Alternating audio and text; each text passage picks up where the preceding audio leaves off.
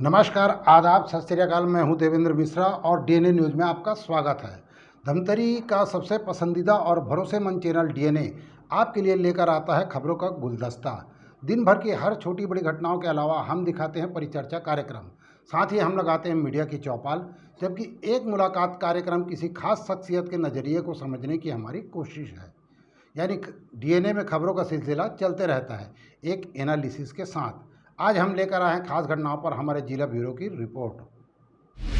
जिले के सबसे बड़े सब्जी मंडी में अव्यवस्था और दुकानों की नीलामी को लेकर थोक सब्जी विक्रेता संघ में भारी नाराजगी देखी जा रही है।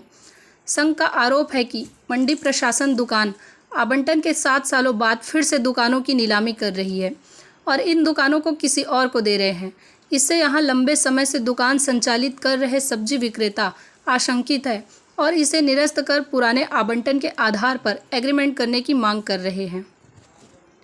प्रेस वार्ता कर थोक सब्जी विक्रेता संघ ने अपनी पीड़ा सुनाते हुए बताया कि 2014 में तत्कालीन कलेक्टर के आग्रह पर सभी धमतरी शहर स्थित इतवारी बाजार को छोड़कर धमतरी से 5 किलोमीटर दूर श्यामतराई कृषि उपज मंडी में सर्व सुविधा युक्त व्यवस्था देने के आश्वासन के बाद व्यवसाय संचालित करने हामी भर था, मगर वक्त गुजरता गया और कलेक्टर भी बदलते गए, लेकिन नहीं बदली तो मंडी में व्यवस्थाएं। मौजूदा वक्त में जहां वे व्यवसाय कर रहे हैं वहां कोई सुविधाएं नहीं हैं। उन्होंने बताया कि सब्जी विक्रेता तकरीबन 29 दुकानों का संचालन तो कर रहे हैं, लेकिन उनके पास न कोई दस्तावेज थे और न ही कोई एग्रीमेंट प्रशासन की ओर से किया गया था। इसके लिए उनके द्वारा लगातार मांग किया जाता रहा, लेकिन उन्हें आश्वासन के अलावा कुछ नहीं मिला। सुविधाओं से वंचित दुकानदार जैसे तैसे व्यवसाय कर रहे हैं, लेकिन इस बीच मंडी सचिव ने मंडी के आय बढ़ाने के लिए इन सभी 29 दुकानों की नीलामी निकाली और इनमें से 11 दुकानें कुछ लोगों को नीलामी के जरिए दुकान भी मिल गया। सब्जी विक्रेताओं का कहना है जब से वे दुकानें संचालित कर रहे हैं तब से बाकायदा नियमानुसार किराया और टैक्स भी पटा रहे हैं। सब्जी विक्रेताओं ने कहा कि जब इन 11 दुकानों में 7 वर्ष पूर्व पहले से विक्रेता काबिज है तो अब उन्हें क्यों हटाया जा रहा है।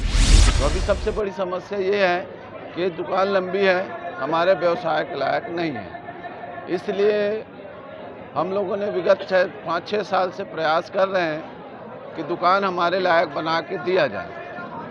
न प्रशासन ने न मंडी बोर्ड ने हमारे आवेदनों पर या विचारों पर गंभीरता से नहीं सोचा है और अभी तक हमको इसके बारे में आश्वासन भी नहीं दिया जा रहा है। सर, इसका दुकानों का सब में मीटर लग चुका है, अभी हालांकि बिल नहीं आया है, बिल नहीं पटाए हैं, उनके द्वारा हमको बिल नहीं भेजा गया है। अब बिल जैसे ही उसका आएगा हम पटाने के लिए तैयार हैं। किराया इसका 2350 रुपये है। हम नगर पालिका के अंदर में थे, 400-600 रुपया किराया देते। हम लोगों ने आवेदन लगाया था कि 2300 रुपया, एक तो धमतरी से 4-5 किलोमीटर बाहर है और 2300 रुपया किराया ज़्यादा है।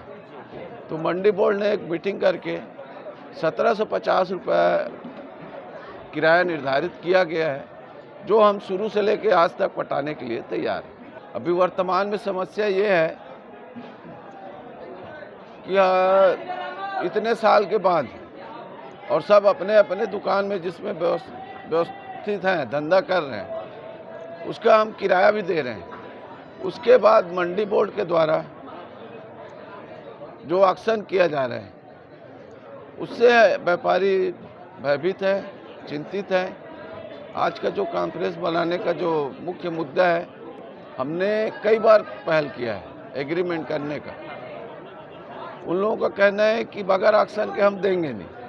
और पहले बात तो ये है कि जो दुकान जहाँ काबिज है उसको दिया जाए। दूसरी बात ये है कि जब शासन ने हमको यहाँ लाया है उस समय हमको बोला गया कि आपको सर्व सुविधायुक्त हाईटेक मंडी बना के देंगे, तो हमको हाईटेक मंडी बना के दे दें। रेल डब्बा में क्यों पड़े रहेंगे भाई? यहाँ नहीं, कहीं और भी जहाँ उसको शासन के पास जगह है वहाँ हमको बना के दे, हम जाने के लिए तैयार हैं।